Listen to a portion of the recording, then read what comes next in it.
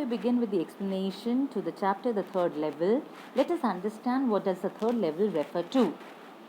The third level at the Grand Central Station. Dear students, you need to remember this name. Grand Central Station refers to the level at the station from where trains leave for far-flung destinations in space and time, such as Galesburg, Illinois in 1894. Only a few persons like the narrator and his friend Sam Weiner had ever dared to explore it. Sam had succeeded in using the third level to fulfill his long-cherished ambition. For the less inquisitive persons, the Grand Central Station had only 2 levels. Dear students, you need to understand that for those people who live in reality, there were only 2 levels. And for the people like Charlie and Sam who wanted to explore the third level, that was a fantasy world. Fast trains like the 20th century can be taken from the first level. The second level is another flight down. Suburban trains leave from here. Even the presidents of railroad companies like New York Central and the New York, New Haven and Hartford Railroad solemnly declare on oath that there are only 2 levels. Sam, the psychiatrist of Charlie, dismisses the third level as a waking dream. Now, what do you mean by waking dream? That when a person is awake but still dreams, wants to live in the fantasy world, that is the meaning of waking dream. Wish fulfillment of the narrator Charlie. But at the end of the story, Sam has discovered the third level and used it to reach a peaceful place of old times. Now let us understand the chapter paragraph wise. The narration begins in a mock serious manner. The presidents of the New York Central and the New York, New Haven and Hartford railroads will swear on a stack of timetables that there are only 2 levels at Grand Central Station. But Charlie, the narrator, now he is the main protagonist of the story, asserts that there are 3 levels and he had been on the third level. He talked to a psychiatrist friend Sam Weiner about it. He dismissed it as a waking dream fulfillment. He said that the narrator was unhappy. The narrator's wife, Lucia, was sad. The psychiatrist explained that the modern world was full of insecurity, fear, war, worry, etc. The narrator just wanted to escape. My dear students, according to the psychiatrist of Charlie, he had become an escapist who wanted to run away from the harsh realities of their life, who could not face any problems in a brave manner. His friends also agreed. They thought that his habit of stamp collecting was a temporary refuge from reality. Now, in order to escape from the worries, tensions, war, and all the problems that were haunting him, he took to philately. Now, what do you mean by philately? That was the stamp collection. And according to his friends, it was just a means to escape from reality. But according to Charlie, even President Roosevelt was engaged in stamp collecting. Charlie was a 31-year-old person. He was an ordinary guy. One night he wanted to get uptown. What do you mean by uptown? The area away from the central town, to his home, to Lucia, his wife. So he turned into Grand Central Station from Vanderbilt Avenue. He went down the steps to the first level, where one could take trains like the 20th century. Then he walked down another flight of stairs to the second level. Suburban trains left from there. He ducked into an arched doorway, heading for the subway, and got lost. The corridor Charlie was in began inclining at an angle and sloping downward. He thought that he was wrong, but he kept on walking. He heard the empty sound of only his own footsteps. He did not pass anyone. Then the tunnel turned sharp left. He went down a short flight of stairs and came out on the third level at Grand Central Station. For a moment, he thought he was back on the second level, but the room he was in was smaller. There were fewer ticket windows. The man in the booth wore a green shade and long black sleeve protectors. I repeat, the man in the booth wore, this is very important for you to remember as to how we can say that he had entered the third level. The man in the booth wore a green eye shade and long black sleeve protectors. The open flame gas lights were dim and flickering. There were brass spittoons on the floor. Now, what do you mean by spittoons? Spittoons in the past were the vessels in which the people used to spit into. There was a glint of light across the station. A man pulled a gold watch from his vest pocket. The man snapped open the cover, glanced at his watch, and frowned. He wore a derby hat and a black four-button suit with tiny lapels. He had a big black handlebar mustache. This is known as the handlebar mustache. Then Charlie looked around. He saw that everyone in the station were dressed like 1819 something. Again, this is the second example to tell that he has come up to the third level, that he believed by the way that the people dressed that he was in the 1890. A woman walked in through the train gate. She wore a leg of mutton sleeves. This was the dress that was worn by the British women in the past, and skirts to the top of her high button shoes. He also saw a very small courier and Eve's locomotive with a funnel-shaped stack. Charlie knew that he was back in the 1890. That means he had gone back into the time with the help of the time machine. That was the third level. He walked over to a newsboy and glanced at the stack of the papers at his feet. It was The World. The lead story in The World said something about President Cleveland. He knew that The World had not been published for years. That means this newspaper that he got in the stand did not belong to the present, but it had belonged to the past. That is another example. From the files of the public library, he came to know the date of the issue was June 11th, 1894. Charlie then turned towards the ticket windows. He wanted 2 tickets to Galesburg, Illinois.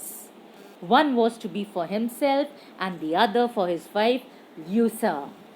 The clerk calculated the fare. He glanced at Charlie's fancy hatband. Charlie counted out the money. The clerk stared at Charlie and refused to accept the bills paying. This isn't the money. Charlie glanced at the cash drawer beside him.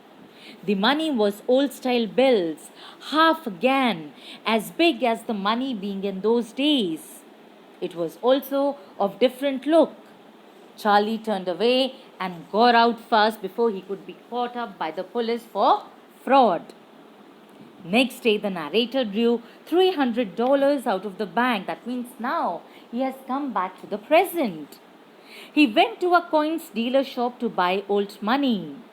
This is the place where you exchange the money. Dear students, you need to understand that if you go to another country, you have to go to the bank, you have to go to the foreign currency counter where you can exchange the money. That is your nation currency with the other nation currency to where you are going to. His $300 bought less than $200 in old style. He wanted to go back to the ticket counter on the third level to buy 2 tickets.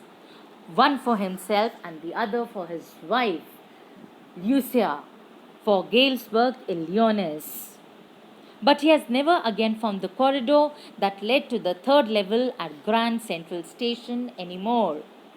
He was quite perturbed, and seeing the husband perturbed, worried, even the wife was very worried. She did not want him to look out for the third level anymore.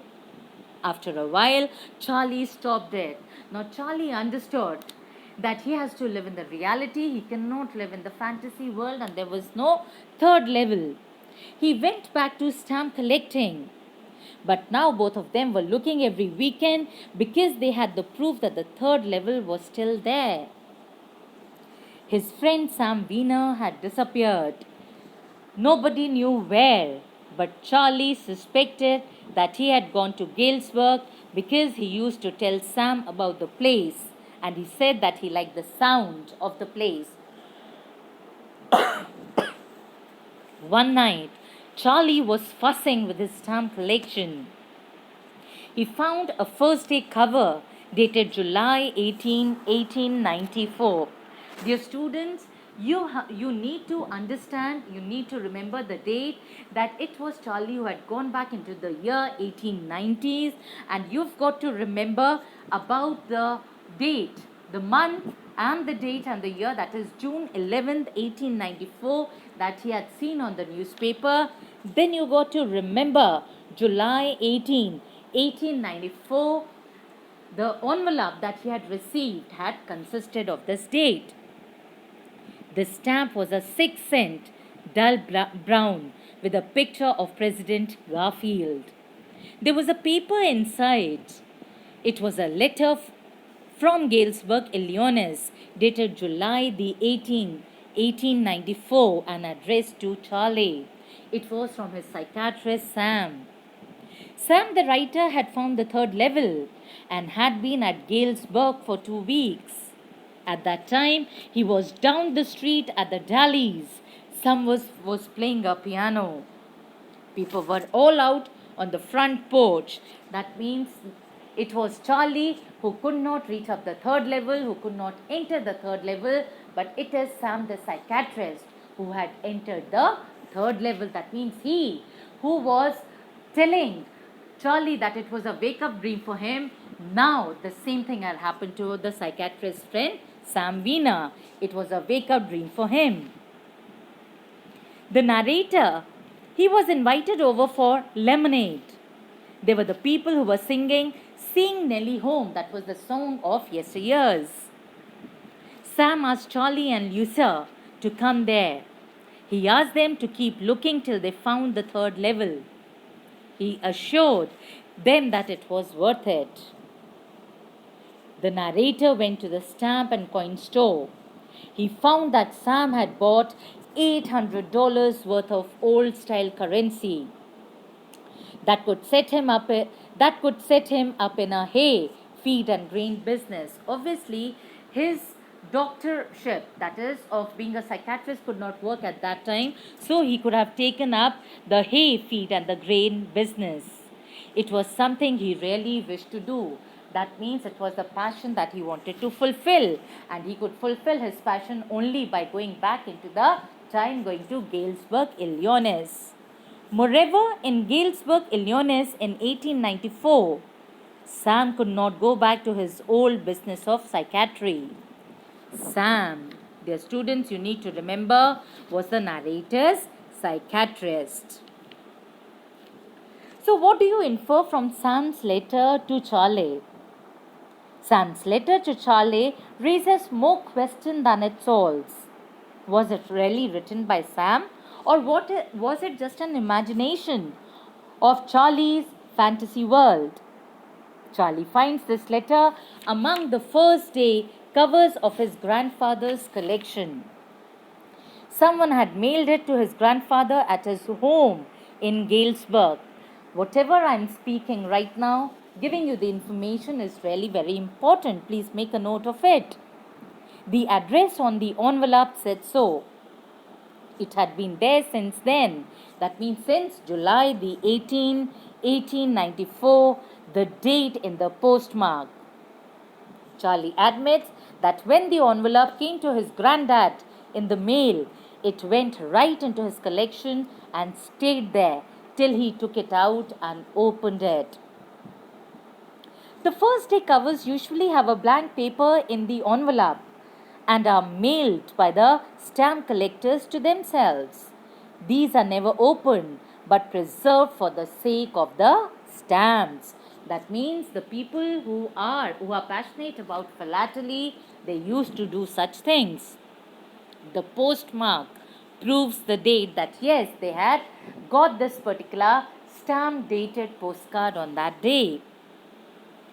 Sam's letter to Charlie raises the question about its authenticity. Authenticity, reality, that whether it was real.